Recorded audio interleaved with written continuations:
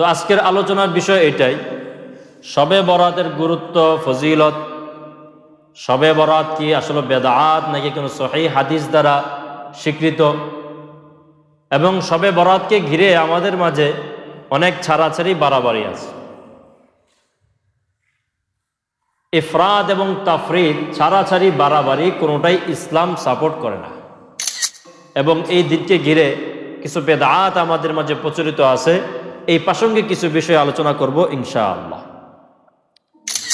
আল্লাহ রাব্বুল আলামিন যেরকম ভাবে শরীরের ভিতরে যে ক্ষমতাটা দিয়েছেন, রোগ প্রতিরোধ ক্ষমতা, ডিফেন্স শক্তি, এটার জন্য আল্লাহ রাব্বুল আলামিন মৌসুমি খাবার রেখে দিয়েছেন। ঠিক তেমনি ভাবে আমাদের ভিতরে যে রূহটা আছে, এই রূহটাকেও বহিরাগত শত্রু থেকে হেফাজত করার জন্য আল্লাহ রাব্বুল আলামিন মৌসুমি কিছু ইবাদত রেখে দিয়েছেন। সুবহান। এই দিনটাকে ঘিরে আমরা অনেকেই কবরস্থানে যাই। আসলে এটা কি জায়েজ নাকি বেদাত? রাসূল পাক সাল্লাল্লাহু আলাইহি ওয়াসাল্লাম বলেন, ইযা কানা লাইলাতুন নিসফি মিন শাবান, যখন শাবানের 15তম রাত চলে আসে, আল্লাহ রাব্বুল আলামিন ওনার বান্দার দিকে মনোনিবেশ করেন। এরপরে বলেন, আলা মিন মুস্তাগফিরিন ফাগফির লা, কে আছো মোক বান্দা, জিন্দেগিতে গুনাহ করতে করতে নিজের আমল নামা গুনাহ দ্বারা পরিপূর্ণ করে ফেলেছো। আজকে সময় এসেছে, আলা মিন মুস্তাগফিরিন, কে আছে আমার কাছে গুনাহ মাফ চাবে, আগফির লা, আমি তার গুনাহগুলোকে আজকে ক্ষমা করে দিব। আলা মিন মুস্তারজিকিন ফারজুকহু, কে আছে রিজিক সন্ধানকারী, রিজিকের অভাবে আছে, চাকরির অভাবে আছে, বিভিন্ন বালা মুসিবতে আছে, আমার কাছে আজকে চাও, রিজিক চাও, চাকরি চাও, হালাল রিজিক চাও, আমি তোমার চাকরি রিজিকের ব্যবস্থা করে দিব।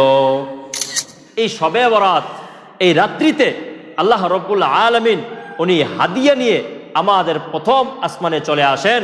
সুতরাং এই রাত্রিতে যদি আমি আমার দিলের মোবাইলটাকে বন্ধ রাখি, আমাদের শরীরে যেরকম ভাবে বহিরাগত ভাইরাস জীবাণু আছে, আমাদের রূহেরও বহিরাগত শত্রু আছে, সেটা হলো আম্মা বা'দু ফাআউযু বিল্লাহি মিনাশ শাইতানির রাজীম।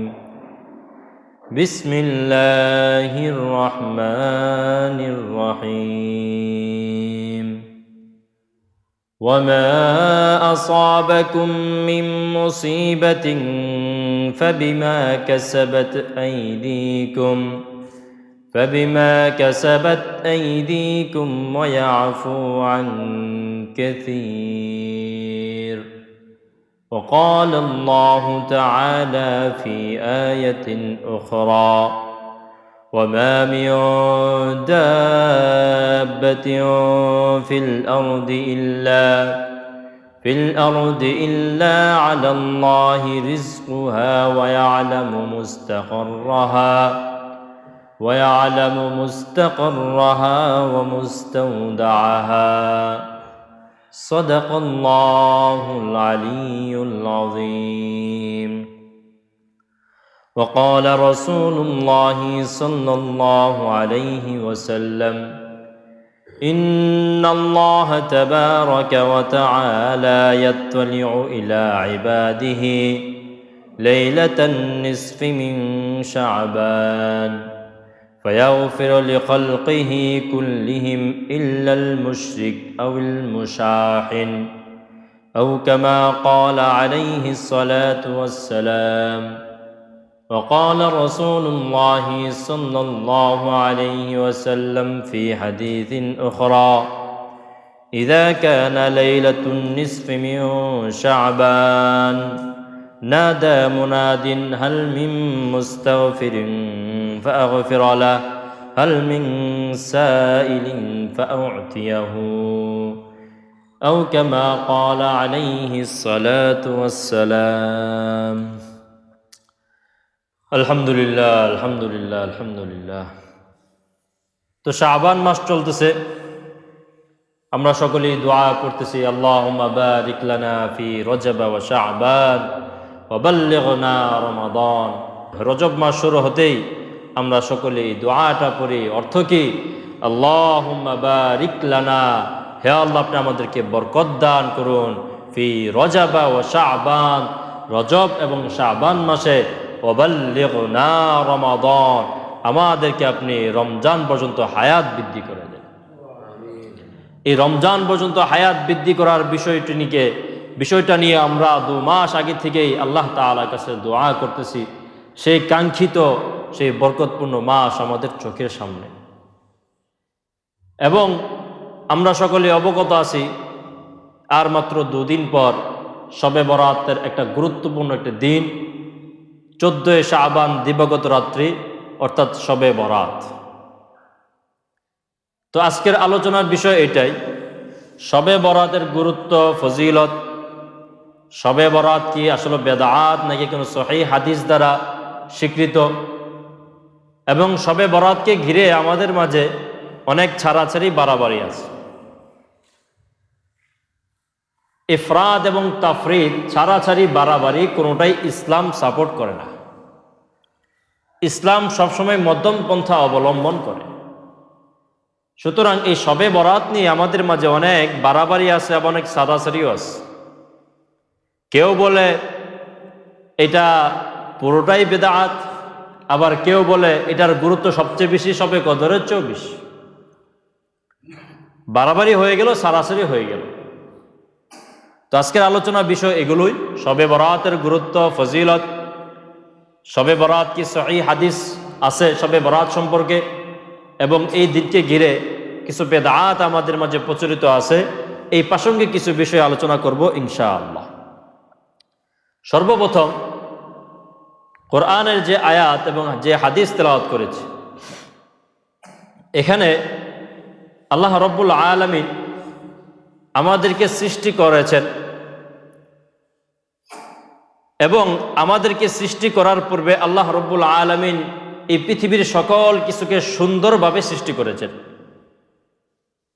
সকল কিছুকে সুন্দরভাবে সৃষ্টি করেছেন। الذي أحسن كل شيء خلقه وبدأ خلق الإنسان من طين الذي أحسن كل شيء خلقه وبدأ خلق الإنسان من طين আল্লাহ রব্বুল আলামিন কোরআনে কারীমে ইরশাদ করেন, এই মানব জাতি সৃষ্টি করার পূর্বে আল্লাহ রব্বুল আলামিন এই আসমান জমিন মানুষের বসবাস উপযোগী করে শুদ্ধ অক্সিজেন দিয়ে, গাছপাতা সব কিছু সৃষ্টি করার পর পূর্ণাঙ্গ একটা পৃথিবীটাকে সাজানোর পর এরপরে আল্লাহ রব্বুল আলামিন এই মানব জাতিকে সৃষ্টি করেছেন। আল্লাহ রব্বুল আলামিন কেমন যেন এই পুরো পৃথিবীটাই একমাত্র সৃষ্টি করেছেন এই মানব জাতির জন্য। না হলে তো আল্লাহ রব্বুল আলামিন মানব জাতি সৃষ্টি করার পরেও এই আসমান জমিন সৃষ্টি করতে পারতেন, এই চন্দ্র সূর্য সৃষ্টি করতে পারতেন, এই তারকা সৃষ্টি করতে পারতেন, এই গাছপালা পশু পাখি সৃষ্টি করতে পারতেন। কিন্তু না, আল্লাহ রব্বুল আলামিন এই মানব জাতিকে সৃষ্টি করার পূর্বেই পুরো পৃথিবীটাকে আহসান সুন্দরভাবে সাজিয়েছেন। এরপরে আবার আল্লাহ রব্বুল আলামিন আরেক আয়াতে বলেন, ওমা মিন দাব্বাতিন ফিল আরদি ইল্লা আলাল্লাহি রিজকুহা, যে আল্লাহ রব্বুল আলামিন বলেন এই পৃথিবীতে যা কিছু সৃষ্টি করা হয়েছে, যত চতুষ্পদ প্রাণ আছে, যে সমস্ত প্রাণীগুলো আছে, পাখি হতে পারে, প্রাণী হতে পারে, মানুষ হতে পারে, বিচরণশীল যে সমস্ত প্রাণীগুলো আছে, আল্লাহ রব্বুল আলামিন এই সমস্ত প্রাণীগুলোর রিজিকের ব্যবস্থা স্বয়ং আল্লাহ রব্বুল আলামিন নিজ হাতে নিয়ে নিয়েছেন। সুবহানাল্লাহ। তাহলে এই যে আমরা মানুষ, আমাদের চলাফেরার জন্য আল্লাহ রব্বুল আলামিন আমাদের জন্য রিজিকের ব্যবস্থা করেছে। মানুষের দৈহিক যে খাবার আছে, এই খাবারটা 2 প্রকার। বিভিন্ন নিয়ামত দ্বারা আল্লাহ রব্বুল আলামিন মানুষের দৈহিক খাবারের ব্যবস্থা করে থাকেন। মানুষ বাঁচার জন্য 2টা খাবারের প্রয়োজন হয়। একটা হলো দৈহিক খাবার। দৈহিক খাবার শরীরের দৈনন্দিন খাবার, যেটা আমরা সকালবেলা খাই, দুপুরে খাই, রাতে খাই। মানুষ যখন সকালে খাবার দাবার করে কাজকর্মে বের হয়, চাকরিতে যায়, জব করতে যায়, তো তার একটা পরিশ্রম হয়, আর মাঝখানে বিভিন্ন বিষয় নিয়ে এসে পরিশ্রম করে। কেউ মাঠে পরিশ্রম করে, কেউ অফিসে পরিশ্রম করে। তো একটা সময় যাওয়ার পর যখন দ্বিপ্রহর চলে আসে, দুপুর চলে আসে, তখন তার ভিতরে একটা ক্ষুধা কাজ করে। অর্থাৎ এতক্ষণ যে সে যা কাজ করেছে, এতে করে তার শরীর থেকে কিছু শক্তি ক্ষয় হয়েছে। এই শক্তিটা আবার ফিরে আসে কখন? যখন ওই বান্দা আবার দুপুর বেলা কিছু খাবার খায়, তখন ওই যে এতক্ষণ সকালে খাবারের পর কাজকর্ম করার কারণে শরীর থেকে যে শক্তি ক্ষয় হয়েছিল দুপুরের খাবারের মাধ্যমে এই ক্ষয়টা পূরণ হয়ে যায়, আবার শরীরে শক্তি ফিরে আসে। যদি দুপুরে খাবার না খায় তাহলে কাজে মনোযোগ বসে না, কোনো কাজে মনোযোগ বসে না, শরীরে শক্তিও আসে না, মনটা মরমরা থাকে, শরীরটাও মরমরা থাকে। যখন দুপুরে খাবারটা খায়, শরীর একটা নতুন করে আবার একটা শক্তি ফিরে আসে। আবার এরকমভাবে রাতের বেলা, এটা হলো আমাদের শরীরের দৈনন্দিন খাবার, দৈনন্দিন খাবার, যেটার দ্বারা শরীরের শক্তি, যে শক্তিটা ক্ষয় হয়, ওই শক্তিটা ব্যাকআপ হয়ে যায়, পূরণ হয়ে যায়। তবে এই দৈনন্দিনের খাবার শরীরের জন্য 100% পারফেক্ট নয়। এই শরীরটাকে ঠিক রাখার জন্য আল্লাহ রব্বুল আলামিন আরেকটা খাবারের ব্যবস্থা করেছে। এটা কেন? কারণ আল্লাহ রব্বুল আলামিন প্রত্যেকটা মানুষের ভিতরে রোগ প্রতিরোধ ক্ষমতার একটা শক্তি দিয়েছে। ডিফেন্স শক্তি যেটাকে বলা হয়, রোগ প্রতিরোধ ক্ষমতা, ইমিউনিটি সিস্টেম। যার শরীরে ইমিউনিটি সিস্টেম যত বেশি শক্তি থাকবে, শক্ত থাকবে, মজবুত থাকবে, বহিরাগত যত ভাইরাস আছে, যত জীবাণু আছে, ওই সমস্ত ভাইরাস, জীবাণু, রোগ থেকে ওই ইমিউনিটি সিস্টেম ওই ব্যক্তির শরীরটাকে হেফাজত করতে পারে। যদি এই ইমিউনিটি সিস্টেম, ডিফেন্স শক্তিটা যদি দুর্বল হয়ে যায়, তাহলে দেখা যায় ছোটোখাটো একটা জীবাণুর মাধ্যমে, ভাইরাসের মাধ্যমে ভিতরে বড় আকার রোগ ধারণ করে। যেমন আমরা অনেকে দেখেছি, করোনার সময় অনেকের করোনা হয়েছে, অনেকের হয়েছে, কিন্তু সবাই তো মারা যায় নাই। কিছু মারা গেছে, কিছু খুব বেশি ঘায়েল হয়ে গেছে, আবার কারো করোনা হয়েছে কিন্তু সে নিজে টের পায়নি। এরকম হয়েছে যে পরীক্ষা করে আসছে, পরীক্ষা করে আসার পর শরীর খারাপ লাগতেছে, জ্বর আসছে, আসার পর করোনা পরীক্ষা করে আসছে, তো রেজাল্ট তো আসতো মোবাইল নাম্বারে মেসেজের মাধ্যমে, তো খেয়াল করে নাই। হঠাৎ করে 1 মাস পরে তার মনে হয়েছে, আমি যে পরীক্ষাটা করে আসছিলাম, এটা তো শুনছি যে প্রত্যেকটা এরকমভাবে মোবাইলে চেক হয়, মোবাইলে মেসেজ আসে। তো আমি মোটরসাইকেলের দোকানে বসে রয়েছি, হঠাৎ করে আমার মনে হইল, আমি মোবাইলটা হাতে নিলাম, আমার ফ্যামিলির একজন, দেখি যে ওইখানে লেখা করোনা পজিটিভ, অথচ এই ব্যক্তির করোনা ভালো হয়ে আলহামদুলিল্লাহ এখন সুস্থ। কিন্তু মাঝখানে আমি টের পাই নাই, মেসেজও দেখি নাই। অনেক মেসেজ চেক করতে করতে দেখি যে অনেক আগে আমাকে মেসেজ পাঠাইছিল করোনা পজিটিভ। আল্লাহ যা করে ভালোর জন্যই করে। যদি তখন সেটা জানতাম, তাহলে ফ্যামিলির মাঝে একটা অস্থিরতা সৃষ্টি হইতো যে তাকে আলাদা করে দাও। এসে মনের ভিতরে তো একটা ভয় আছে, যদিও আল্লাহ তাআলা তাকদীরের উপরে বিশ্বাস করি, কিন্তু ভয় তো একটা থাকেই মানুষ হিসাবে। তো যেটা বলতেছিলাম, এই যে বিভিন্ন ভাইরাস, এগুলো আমাদের শরীরের ভিতরে অনেকের এফেক্ট করে, আবার অনেকের এফেক্ট করতে পারে না। আমরা পানি পান করি, এই সব পানি তো আর বিশুদ্ধ হয় না। অনেক পানির মাঝে আয়রন থাকে, অনেক জীবাণু থাকে। আবার আমরা যে খাবার খাই, খাবারের মাঝে অনেক সময় জীবাণু থাকে, যেটা আমরা দেখি না। ফল খাই, এখানে ফরমালিন থাকে। এই যে এই জীবাণুগুলো আমাদের ভিতরে যখন যায়, যদি আমাদের ভিতরে ডিফেন্স শক্তি মজবুত না থাকে, তাহলে এই জীবাণুগুলো আমাদের ভিতরে রোগ আকার ধারণ করে। আর যদি আমাদের ভিতরে ডিফেন্স শক্তি মজবুত থাকে, ইমিউনিটি সিস্টেম, রোগ প্রতিরোধ ক্ষমতার শক্তি যদি মজবুত থাকে, তাহলে এই খাবারটা যখন ভিতরে যায়, ওই খাবারটাকে ছেঁকে ভিতরে শুদ্ধটা ভিতরে রেখে দেয়, আর যেটা দূষিত সেটা পায়খানার রাস্তা এবং প্রস্রাবের রাস্তাতে বের করে দেয়। আর যদি দুর্বল থাকে, সেটা ভিতরে এফেক্ট করে। তো এই জন্য আমাদের শরীরের জন্য শুধু দৈনন্দিনের খাবার যথেষ্ট নয়, আমাদের শরীর ঠিক রাখার জন্য আল্লাহ রব্বুল আলামিন আরেকটা খাবার রেখে দিয়েছেন, সেটা হলো মৌসুমী খাবার। মৌসুমী খাবার মানে মৌসুমী ফল। আল্লাহ রব্বুল আলামিন যখন যেই মৌসুমে যেই ফলটা দেন, ওই ফলগুলো বেশি করে খাইলে পরে কি হয়, যে আমাদের ভিতরে যে রোগ প্রতিরোধ ক্ষমতা আছে, এটা বৃদ্ধি পায়, এটা মজবুত হয়। বহিরাগত যে শত্রুগুলো আছে, জীবাণুগুলো আছে, ভাইরাসগুলো আছে, এগুলোকে সে প্রতিহত করতে পারে। ঠিক তেমনিভাবে আল্লাহ রব্বুল আলামিন আমাদের ভিতরে যে রূহ দিয়েছেন, এই রূহেরও 2টা খাবারের প্রয়োজন পড়ে। এই রুহেরও দুইটা খাবারের প্রয়োজন পড়ে।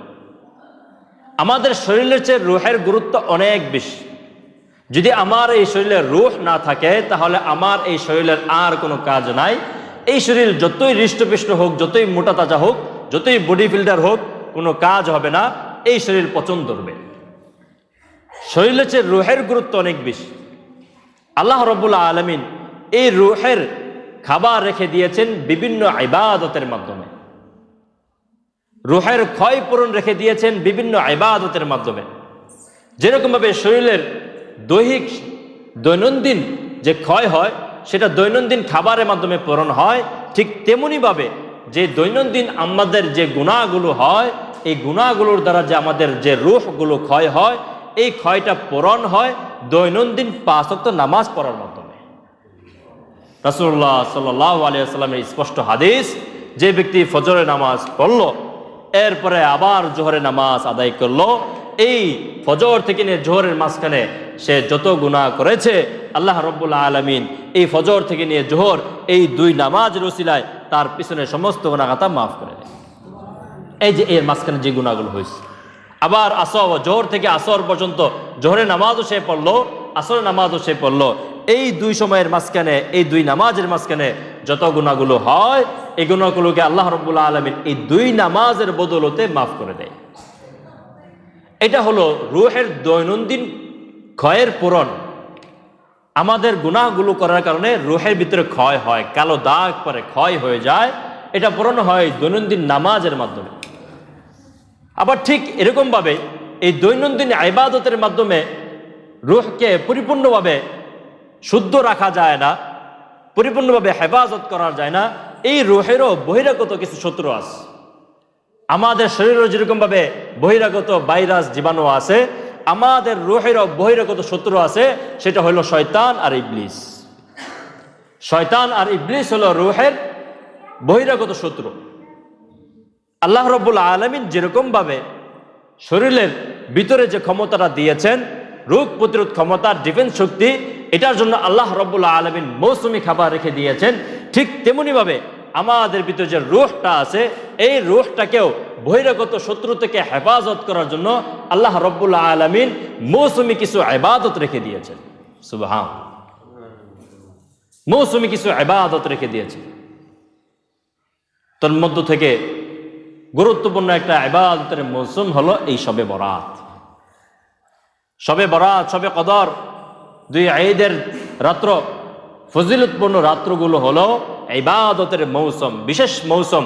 এই ইবাদতগুলোর মাধ্যমে রূহের ডিফেন্স শক্তি মজবুত হয়, আর এই রূহ দ্বারা বহিরাগত শত্রুর অস্ওয়াসা থেকে, শয়তানের অস্ওয়াসা থেকে হেফাজত করা যায়। সুতরাং আমাদের সামনে শবে বরাত। শবে বরাতের গুরুত্ব অনেক বেশি। এই দিন সম্পর্কে অনেকগুলো হাদিস বর্ণিত হয়েছে। তোর মধ্যে একটা হাদিস সকলের মতে সহিহ, একটা হাদিস সকলের মতে সহিহ, এবং কি যে সংখ্যক ভাইয়েরা এই দিনটাকে বেদাত বলেন, ওনাদের একজন বড় মুহাদ্দিস আছেন নাসিরউদ্দিন আলবানী।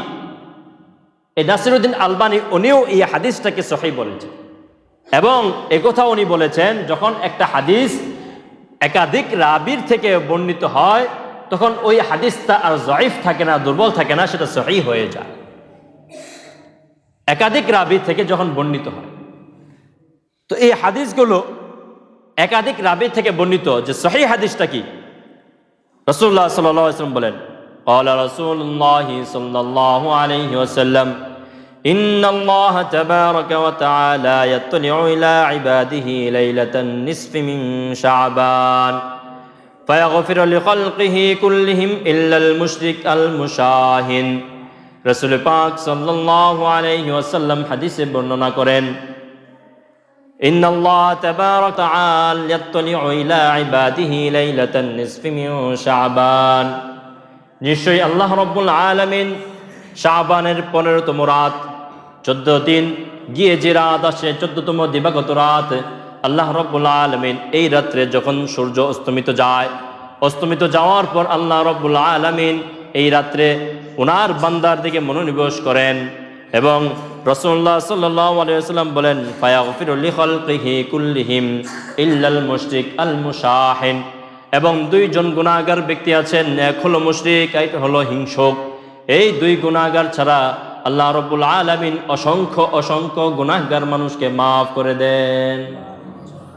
এই রাত্রিতে আল্লাহ রাব্বুল আলামিন ওনার বান্দার দিকে রহমতের দৃষ্টি দেন এবং দুই শ্রেণীর মানুষ ছাড়া, মুশরিক এবং হিংসুক, এই দুই শ্রেণীর মানুষ ছাড়া আল্লাহ রাব্বুল আলামিন অসংখ্য অসংখ্য অগণিত গুনাহগার বান্দাদেরকে বিনা হিসাবে মাফ করে দেয়। সুবহানাল্লাহ।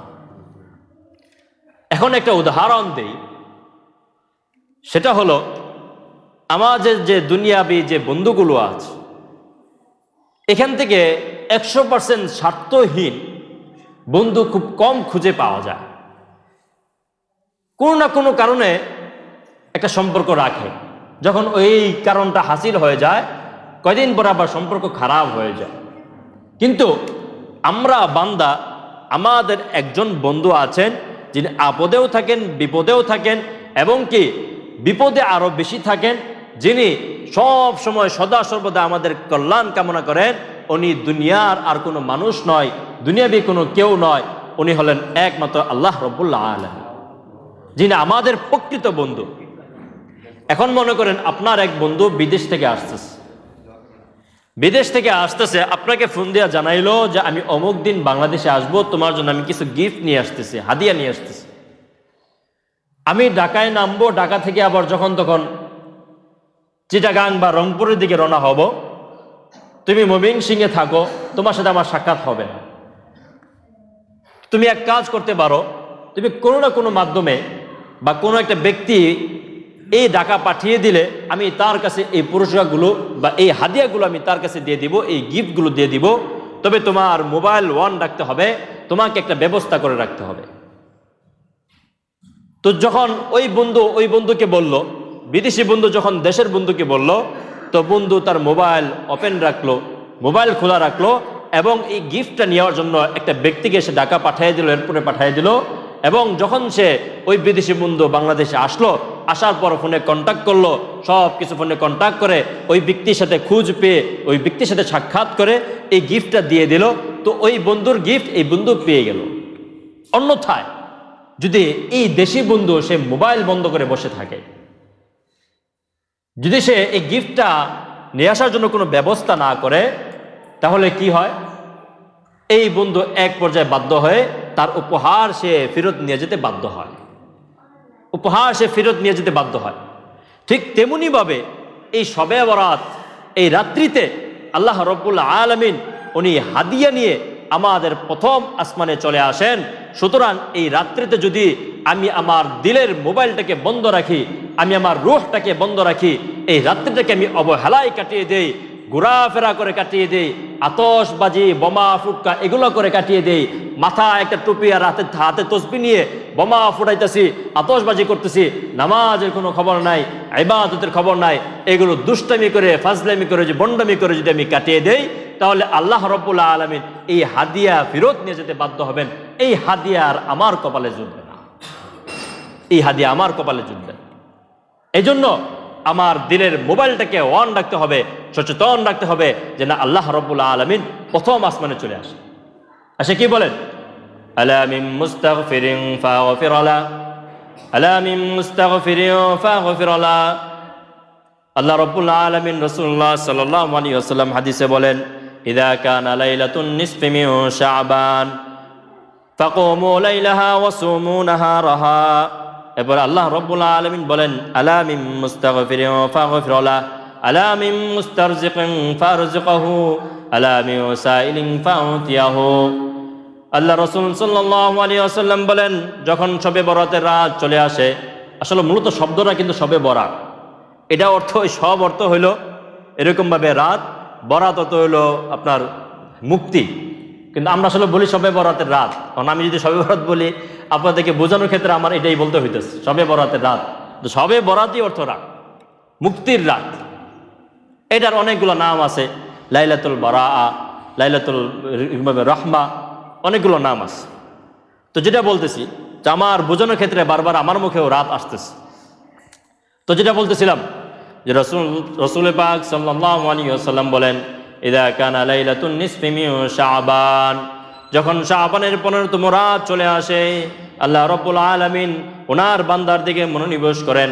এরপরে বলেন, আলা মিন মুস্তাগফিরিন ফাগফির লা, কে আছো মোক বান্দা, জিন্দেগিতে গুনাহ করতে করতে নিজের আমল নামা গুনাহ দ্বারা পরিপূর্ণ করে ফেলেছ, আজকে সময় এসেছে আলা মিন মুস্তাগফিরিন, কে আছে আমার কাছে গুনাহ মাফ চাবে, আগফির লা, আমি তার গুনাহগুলোকে আজকে ক্ষমা করে দিব।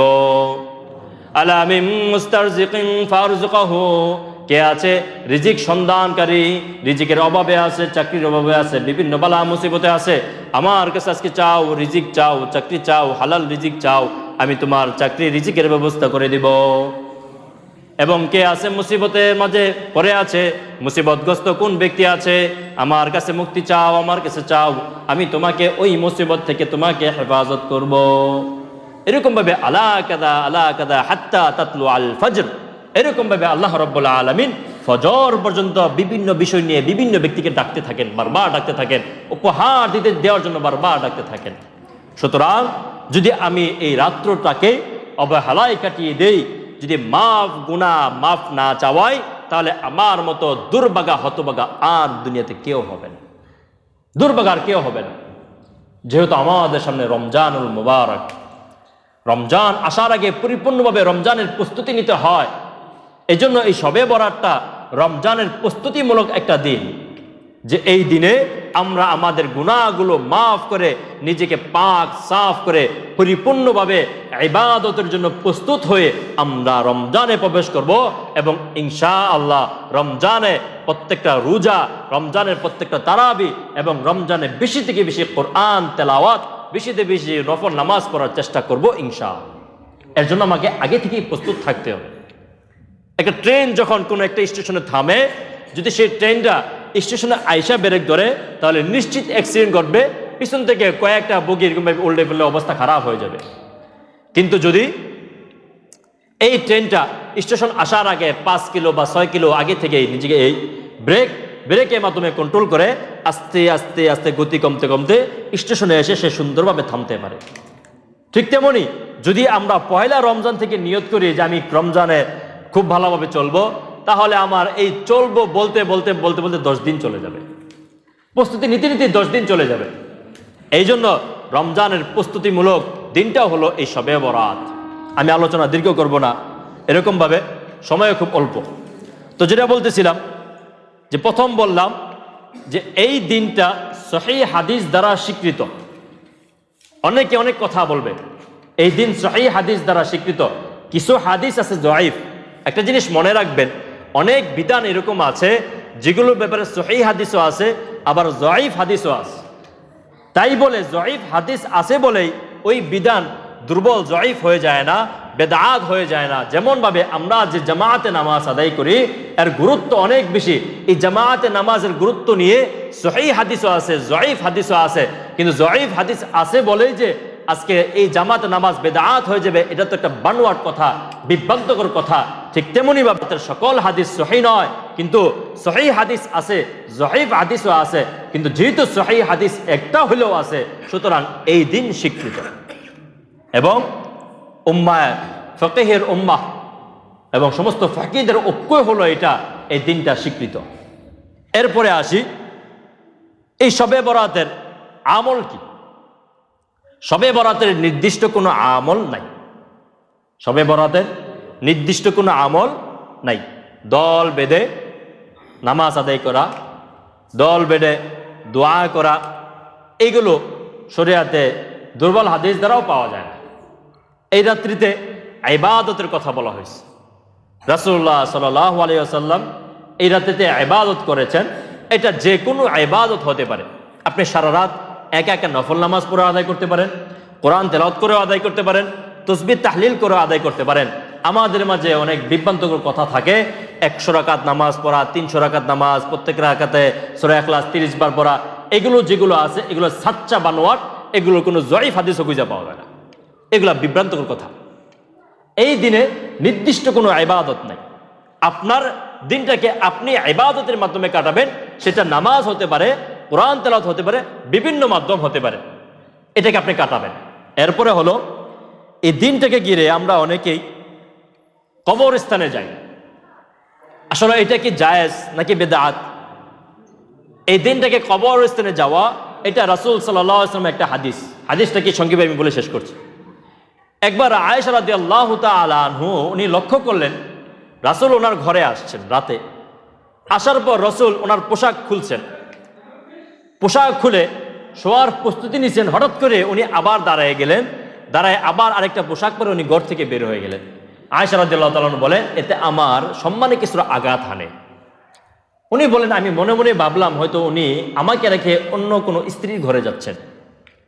তো কিছুক্ষণ পরে উনি ঘর থেকে বের হলেন, ঘর থেকে বের হয়ে ওনার পিছু নিলেন। যাওয়ার পর যা দেখেন যে রাসূল সাল্লাল্লাহু আলাইহি ওয়াসাল্লাম সেই ঐতিহ্যবাহী জান্নাতুল বাকির সামনে গিয়ে, কবরস্থানের সামনে গিয়ে উনি দোয়া করছেন, গুনাহগার বান্দাদের জন্য মাগফিরাতের দোয়া করছেন, শহীদদের জন্য মাগফিরাতের দোয়া করছেন। আয়েশা রাদিয়াল্লাহু তাআলা আনহা বলেন, আমি এই অবস্থা দেখে অনেক লজ্জিত হয়ে গেলাম। আমি আয়েশা নিজেকে নিজে বলতে লাগলাম যে, হে আয়েশা, রাসূল তো উনি আল্লাহর কাজে ব্যস্ত, আর আয়েশা তুমি নিজে দুনিয়া নিয়ে ব্যস্ত। উনি লজ্জিত হয়ে দৌড়ে নিজ ঘরে চলে আসলেন। যদি উনি দৌড়ে আসছেন, উনি হাঁপাইতেছেন। তো রসুল পরক্ষণে রসুল আবার চলে আসার পর বলে, হে আয়েশা, তোমার কি হইল, তুমি এত হাঁপাচ্ছ কেন? তখন আয়েশা রাদিয়াল্লাহু তাআলা বলেন, উনি তো আসলে একজন, কি বলবো, নবীর স্ত্রী। ওনাদের ভিতরে গুনাহ তো দূরের কথা, কোনো লুকোচুরি ছিল না। আমাদের স্ত্রী হইলে, মামুন হইলে কথার মাঝে খারার মাঝে পল্টি, না আমি তো আপনার দেখতে গেছিলাম, আপনি কেমন আছেন না আছেন। কিন্তু আয়েশা রাদিয়াল্লাহু তাআলা ওনার মনের ভিতরে যা উনি সাফসা বলে দিলেন যে, আল্লাহ রসুল, আমি মনে করেছিলাম আমার সম্মানে কিছুর আঘাত হানে, আমি মনে করেছিলাম আপনি হয়তো অন্য কোনো স্ত্রী ঘরে গিয়েছেন, কিন্তু আমি যা দেখি আপনি ওইখানে গিয়েছেন, আমি লজ্জিত। তখন আল্লাহ রসুল সাল্লাল্লাহু আলাইহি ওয়াসাল্লাম বলেন, হে আয়েশা, আমার কাছে জিবরাইল আসে। ওই সময় জিবরাইল এসে আমাকে বলতেছে, হে আল্লাহ রসুল, এই দিনে আল্লাহ রব্বুল আলামিন প্রথম আসমানে চলে আসেন। এই দিন আল্লাহ রব্বুল আলামিন বান্দাদের দিকে রহমতের দৃষ্টি দেন এবং অসংখ্য অসংখ্য গুনাহগার মানুষকে এরকমভাবে মাফ করে দেন। সুবহানাল্লাহ। এবং কি বনু কালবের যে পোষা প্রাণীগুলো আছে, এদের শরীরে যত লুম আছে, এর চেয়ে বেশি বান্দাকে আল্লাহ রব্বুল আলামিন মাফ করে দেন। এই জন্য আমি দৌড়ে গিয়েছি কবরস্থানে। এরপরে আল্লাহ সাল্লাল্লাহু আলাইহি ওয়াসাল্লাম বলেন, তুমি যদি আমাকে অনুমতি দাও তাহলে আমি সারা রাত ইবাদতে কাটিয়ে দিই। তাহলে এই হাদিস দ্বারা আমরা এটা জানি যে রাসূল কবরস্থানে গিয়েছেন। তবে রাসূল এই কবরস্থানে যাওয়ার জন্য কাউকে উদ্বুদ্ধ করে নাই এবং দল বেঁধে নিয়ে যায় নাই। আয়েশা রাদিয়াল্লাহু তাআলা আনহাকেও উনি ইচ্ছা করলে নিয়ে যেতে পারতেন, নিয়ে যায়নি। সুতরাং ফতোয়া আলমগীরের ফতোয়া হলো, এই কবরস্থানে যাওয়া, কবর জিয়ারত করা, এটা মুস্তাহাব। এবং আশরাফ আলী থানভী রহমতুল্লাহ আলাই ওনারও এই ফতোয়া যে শবে বরাতে কবরস্থানে যে কবর জিয়ারত করা, এটা মুস্তাহাব। তবে দল বল নিয়ে নয়, এরকমভাবে আতশবাজি, এরকমভাবে লাল বাতি জ্বলায়া, এগুলা বেদাত কোনো কাজ করা যাবে না। এটা হলো এই রাত্রের কবর জিয়ারত, আপনি করতে পারবেন, একা একা যান। এরপর হলো কুমু লাইলাহা ওয়া সুমু নাহারাহা, রাত্রে ইবাদতের কথা বলা হয়েছে, নামাজের কথা বলা হয়েছে, দিনের বেলা রোজা রাখার কথা বলা হয়েছে। এই বিষয়ে এরকমভাবে আশরাফ আলী থানভী রহমতুল্লাহি আলাই এবং অসংখ্য মুফাসসিরিনে কেরাম, ফকিহ, এবং কি দেওবন্দের প্রবীণ একজন সাবেক একজন প্রধান মুফতি আজিজুর রহমান রহমতুল্লাহি আলাই, ওনারও ফতোয়া এইটা যে পরের দিন রোজা রাখা এটা মুস্তাহাব। পরের দিন রোজা রাখা মুস্তাহাব। যদি আপনাদের কথা ধরি, যারা বলেন এই হাদিসগুলো দাঈফ, মানা যাবে না, যদি এরপরও ধরি, সব কিছু মাইনাস করেও 15 তারিখটা হয় আইয়ামে বীজের একটি রোজা, সব কিছু বাদ দিয়ে দিই। সুতরাং আইয়ামে বীজের রোজার গুরুত্ব অনেক বেশি, এখানে বলা যাবে না, সময় শর্ট। প্রত্যেক মাসের 13, 14, 15 তারিখের রোজাটাকে আইয়ামে বীজের রোজা বলা হয়। সুতরাং অন্য মাসে আপনি সুযোগ পান না, এই দিন আপনি সুযোগ পেয়েছেন, সারা রাত্র আপনার ইবাদত করার সুযোগ আছে, পরিবেশ আছে, সেই সময় এরকমভাবে সেহরি খাওয়ার সুযোগ আছে। সুতরাং আপনি আয়ামী বীজের রোজা মনে করে আপনি এই রোজাটা রাখতে পারেন। তাহলে আমরা জানলাম রোজা রাখাও মুস্তাহাব এবং কবর জিয়ারত করাও যাবে। এরপরে আসি, এই যে আমাদের মাঝে অনেক বিদআত প্রচলিত আছে। কি বিদআত? যেরকমভাবে নির্দিষ্ট নামাজ, নির্দিষ্ট ইবাদত, একবারে হলো হালুয়া, রুটি, আতশবাজি, ফটকা ফোটানো, লাল নীল বাতি জ্বালানো, এগুলো যা কিছু আছে এগুলো অপচয়, এগুলো আল্লাহ তাআলা পছন্দ করেন না। এইগুলো মিথ্যা কোনো বানোয়াট হাদিস দ্বারাও পাওয়া যায় না। এখন অনেকে বলে রাসূল তো এই দিনে হালুয়া খাইছে। আরে তখন তো রাসূলের খাবারই ছিল এটা তো প্রতিদিনের খাবার ছিল। এটা তো এই দিনকে নির্দিষ্ট করে রাসূল হালুয়া খায় নাই, হালুয়া রুটি এই দিনকে নির্দিষ্ট করে খায় নাই। ওই তখনকার সময় ওনাদের খাবারই ছিল হালুয়া, রুটি, খেজুর এগুলা। সুতরাং আমি দৈনন্দিন খাবারকে নির্দিষ্ট একটা দিনকে নির্দিষ্ট করব, এটা পরিপূর্ণ বেদাত ছাড়া আর কিছুই না। ঢাকাতে এই জিনিসটা একবারে খুব বেশি বিরল। হালুয়া রুটি ওই দিন সবে বরাত মানে প্রত্যেকটা হোটেলের সামনে এত বড় বড় রুটি, মাছের মতো এই বিভিন্ন প্রাণীর মতো এত বড় রুটি আর হালুয়া এরকমভাবে রাখা হয়। এগুলো পরিপূর্ণভাবে বেদাত। বেদাত কোনো কাজ করে আমি আমার ইবাদত নষ্ট করব না, আমি আমার ইবাদত নষ্ট করব না। সুতরাং কয়েকটা বিষয়ে কথা বললাম যে এই দিনটা শবে বরাত, এই দিনের ইবাদত সহিহ হাদিস দ্বারা স্বীকৃত, এবং এটার উপর অনেক ফতোয়া, অনেক মুহাদ্দিসিনে কেরাম এটার উপর ঐকমত পোষণ করেছেন। এই রাত্রিতে নির্দিষ্ট কোনো ইবাদত নাই, আমরা যে কোনোভাবে ইবাদতে এই রাত্রিটাকে কাটাবো। তবে এই রাত্রিতে আমরা এই যে আড্ডা দেওয়া, এরকমভাবে কবরস্থানে দল বেঁধে যাওয়া, জিলাপি টিলাপি এগুলো বহুত কিছু আছে, এগুলোতে আমরা যাব না। বেদাত কোনো বিষয়ে আমরা যাব না। আল্লাহ রাব্বুল আলামিন আমাদের সকলকে, ওই যে প্রথমে বলেছিলাম, রুহানি শক্তিকে মজবুত করতে হবে, রুহানি শক্তির ডিফেন্সকে মজবুত করতে হবে। আল্লাহ রাব্বুল আলামিন এই দিনে ইবাদতের মাধ্যমে কাটিয়ে আল্লাহ রাব্বুল আলামিনের পক্ষ থেকে নিজের জিন্দেগির সমস্ত গুনাহগুলো মাফ করানোর তৌফিক দান করুন। সকলে বলি আমিন। এবং আল্লাহ রাব্বুল আলামিন এই দিনকে ঘিরে সমস্ত বেদাত থেকে হেফাজত রাখুন। সকলে বলি আমিন আমিন। ওয়া আখির দাওয়ানা আনিল হামদুলিল্লাহি রাব্বিল আলামিন।